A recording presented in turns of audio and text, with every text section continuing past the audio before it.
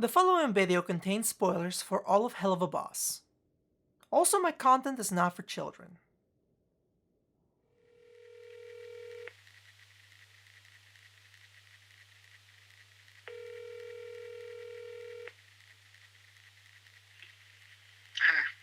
Hey, quick question. Who do you think my favorite Helluva Boss character is and why? Probably Blitz, because you relate to someone who has a lot of emotional barriers and struggles to do something meaningful. Okay, look.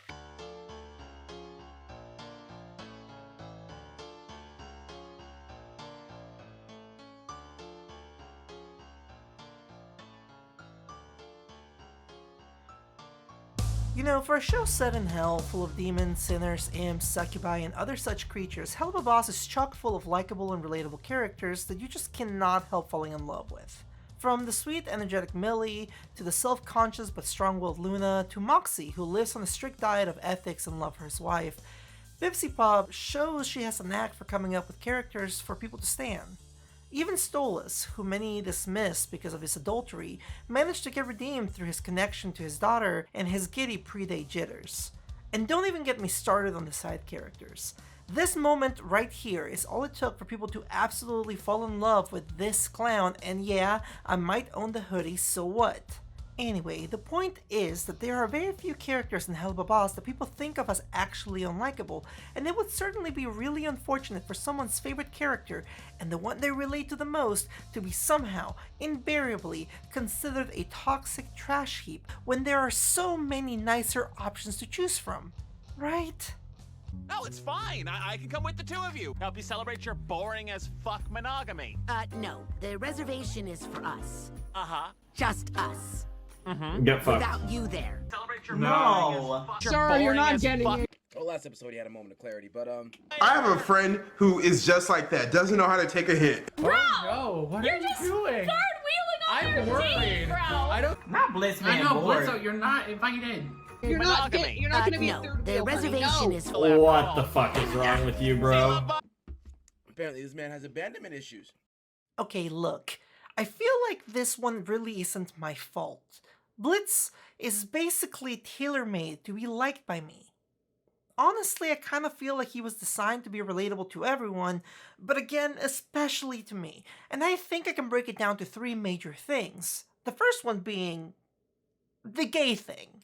Gay or European, it's hard to guarantee. Is he gay or European?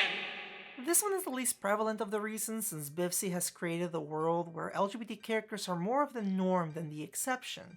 From the two succubi from Barasika's gang, the aforementioned Viscerali and Asmodeus moment, and the inclusion of the trans imp Sally Mae, who has one of my favorite designs in the show, there is no shortage of representation to be found.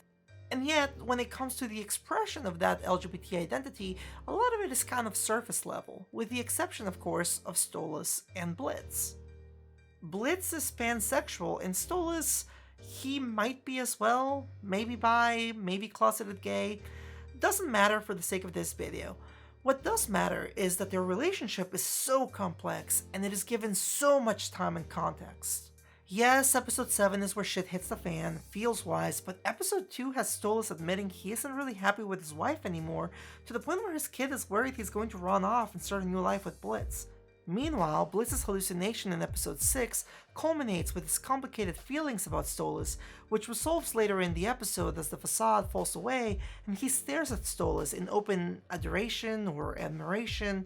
It's a tough emotion to pin down. It also stands to mention that 5 out of the 7 episodes that are out of time of scripting this video have spent a not inconsiderable amount of time focused on these two as a pairing, setting up pieces for that 6th episode hallucination and the 7th episode date and confrontation. We learn about what they're like apart and together, what their fronts are and their realities. We learn the masks and the cracks beneath them, and we see how they mirror and complement each other, and how they could be happy together if they only just let themselves talk openly about how they feel and what they want. This is the ship, and we are on it one way or another because this is the vessel the show is riding on, and it is gay. And I love it. Again, I do want to reiterate that the show does have a good diverse cast, but the relationships we're shown are for the most part straight appearing. Luna attracted to Tex, Millie and Moxie, the past relationships of Blitz and Brassica, as well as the marriage of Stolas and Stella, Millie's parents. And while that's fine, because LGBT characters don't stop being LGBT when they're in a straight relationship, it's not the in-your-face representation that I'm looking for. But what is Stolas and Blitz in the middle of this, figuring out what they mean to each other, where the lines are, setting boundaries for themselves and falling too far too fast to do anything about it. It is messy, it's complicated, it is queer, and it is front and center. And I love it. Blitz being a disaster gay who hides his longing behind crass and smugness is just the type of character I can stand behind, cheering as he grows and learns to let people in, angst and all. Now, some of you are probably thinking, it's 2022. What does it matter that they're gay? A relationship is a relationship, right? But it really isn't when it comes to media. Not yet, at least, even though I really wish it was. I watch a lot of reactors, and I do mean a lot of reactors. I like people discovering new shows and seeing them geek out about things that I love. And one big divide that I've noticed is in how people react to Stolas and Blitz kissing at the end of episode 6. Because they will either react like this. Oh, he loves it. Look at him. Oh, he likes that. Oh. Oh my goodness. There you go. There you go. True love. Oh, and a willing kiss. All right, Blitz is into it. Okay. Whoa! Whoa! Look at this! Look at this romance! Yeah, you also just saw that on top of everything. Romantic progression. So what now? Or they will say, and I quote, "Ugh, we didn't need to see that." There's a bunch of reactors who will openly make sex comments and jokes about how much they want Brassica, or how kinky the succubi are, or how thick Millie is, but the second these two start kissing, suddenly it's too much. I was going to put examples on the screen, by the way, but I decided that it would come off too much like putting specific people on blast, and that just didn't sit right with me. It is pretty widespread from what I've seen, split on one side of the fence or the other on whether watching these two kiss and be affectionate makes you uncomfortable, and I honestly don't think it's their fault. I don't actually think they're homophobic. I legitimately think they haven't seen two male characters kiss before, and while the kissing did make a lot of them uncomfortable, a ton of these did empathize with Stolas in episode 7 and feel bad for Blitz at the end of that, even if they still didn't like him. I honestly think that if the two of them do end up together and kiss, it'll have less of an extreme reaction later on from those same people just from the exposure. Representation normalizes. That's part of why it's important. It serves as windows and mirrors. Season 2 promises to have more of this, possibly, with Fizz and Aussie if the trailer is anything to go by, but until then, this is what we've got. And what we've got, I feel, is pretty compelling. But I guess it would have to be, since Blitz is basically our series protagonist. To summarize the show, though, me. Helluva Boss on paper has an ensemble cast, with episodes focused on different characters. Episode 1, Murder Family, is mostly focused on Moxie as he's the one we see arcing, reconciling his job and his ethics. Episode 2, Lululand, focuses on the relationship of Stolas and Octavia, with Stolas being the one with development as he bridges his newfound happiness with the family he's been neglecting. Episode 5 is a Moxie episode again. You get the idea. Then there's episodes that don't really have a character arc at all and end up being kind of a free-for-all on screen time amongst the Murder Squad. Think Cherub or Spring Broken. So with all of that, you would be forgiven in thinking that the show has no real protagonist to speak of, but I will argue that that's the wrong idea. Because the thing is that everything and everyone connects back to Blitz. I mentioned earlier how 5 out of the 7 episodes developed the Stolas Blitz ship, and that's not by accident. Blitz is developed rather heavily, even in episodes that aren't his. In Lululand, we take a break from the Goetia family to learn about Blitz's past and have him openly admit he's unloved. In Spring Broken, one of the ensemble episodes I mentioned, we have the drama unfold between him and Luna that highlights his neediness and protectiveness over his adopted daughter. In the Harvest Moon Festival, which focuses on Moxie trying to self-actualize when faced with his in-laws, we have the conversation between him and Stryker that digs at the insecurities and shakes Blitz to the point that Stryker appears in his hallucination in episode 6. Now, it's not rare for shows to have a B-plot or even a C-plot, But it's interesting how consistently the B-plots in Helluva Boss develop Blitz's character or add to his characterization. And that's just covering the B-plots.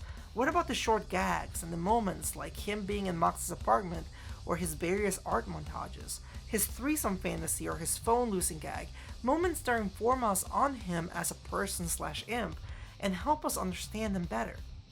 And then there's the Easter eggs. So many Easter eggs. The poster of his circus past, hints to his family, his horse obsession, things big and small that again tell us this is Blitz and his history. The guy is omnipresent in the show down to the business he built that the show is based around. Even when he's not on screen, his presence is felt, his influence felt, by how his life has affected others and will likely continue to do so.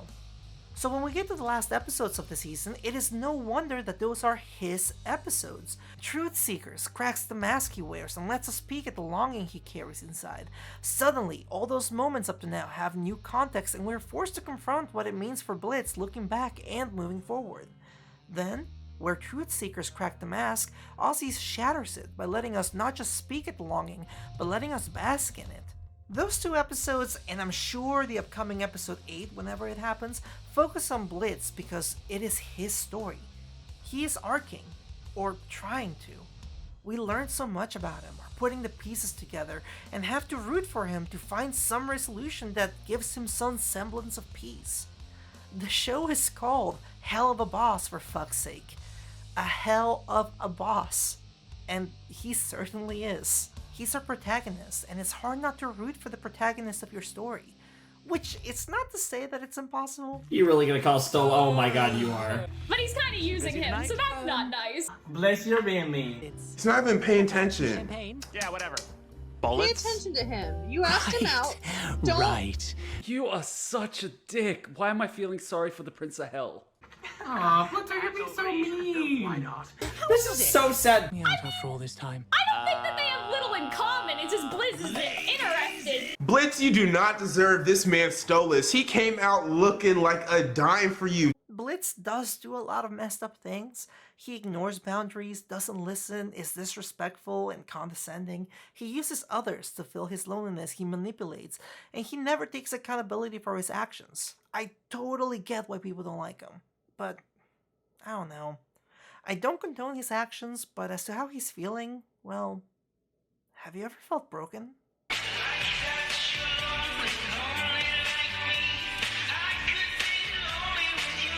I've been avoiding talking about episodes 6 and 7 in depth because I wanted to save them for this last section, as what I have to say is going to be very different than the rest of the video. See, I like to think that everything else has been pretty objective reasoning for Blitz being a good character. Gay representation, him being the main character, dynamics, arcs, all that jazz. What's coming next though? None of that. Subjective. And to that end, let's start with the fact that Blitz feels he is beyond loving. Like, he said that in episode 2, but seeing it here, with him facing down his hallucinations and having to come to terms with it, just... wow.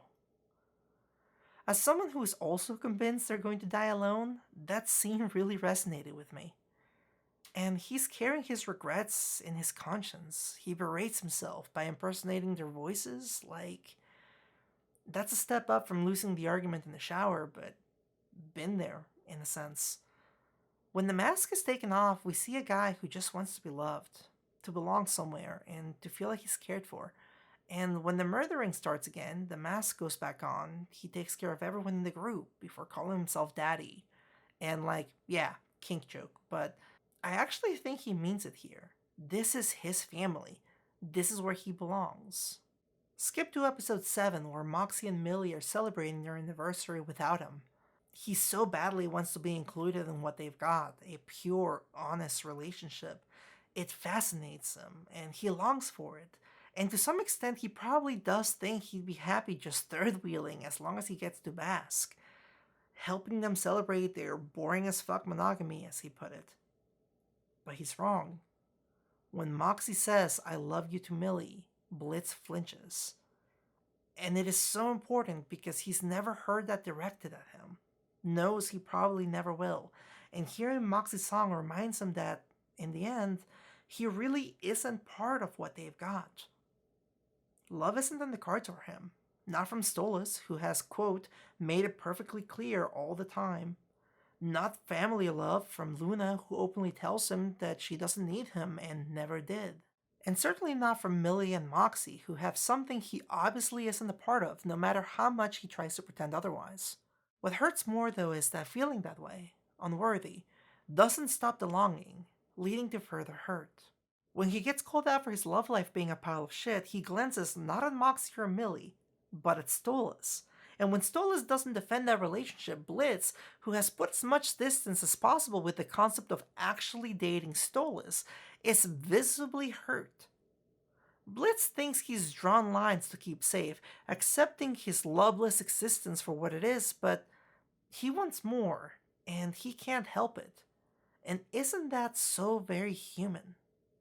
The two leave the club and drive home, whereupon Stolas invites Blitz to stay. Blitz tries to reestablish the lines, but this frame tells a million things. The longing and hurt carry through in the way he almost cries and has to take a moment to compose himself before speaking. And when he does go home, we see the thing that got to me the most. Pictures on the wall of the people that matter to him, with him crossed out. He wants to see them, to be surrounded by them, but doesn't feel like he belongs, or he can't stand himself. Self-hatred, self-loathing. He gets on the couch and looks through his photos of the good moments in his life. Not that there are many. The first photo he took of himself and Stolas cuddling while Stolas slept. Proof that he cares for Stolas. He has a photo of Millie and Moxie, his family, as well as the day that Moxie joined IMP, which was a day of great joy for Blitz. Next is a picture of Luna's adoption day. He also has a photo of him and Veronica, which, despite all the bluster, proves that he still feels something for her. They may not like each other now, but what they had was a good time in his life, a time he misses. We see pictures of him and Fizz, another enemy born from past friendship and love of some sort. The picture still on his phone shows that Blitz doesn't want to forget the good times. And finally, his sister and mother.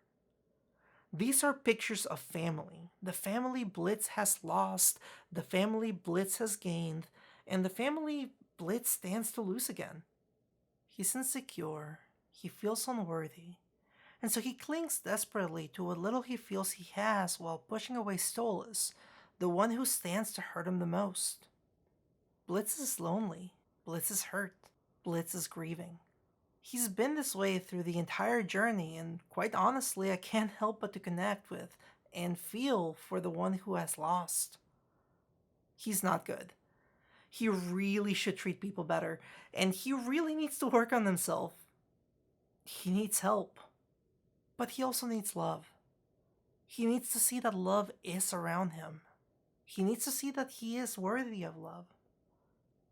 I think I'll close out with this. There's a lot about Blitz that I can relate to. From the lack of pictures, the need for attention, the loneliness, etc. But if I have to boil it all down to one thing that took me back to the various moments in my life, it was this sound.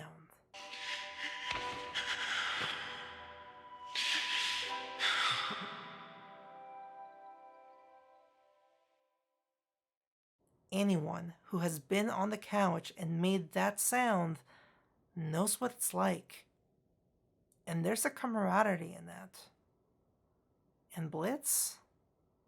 Well, I get him. And I love him for that. Yo, can we talk about this chick though?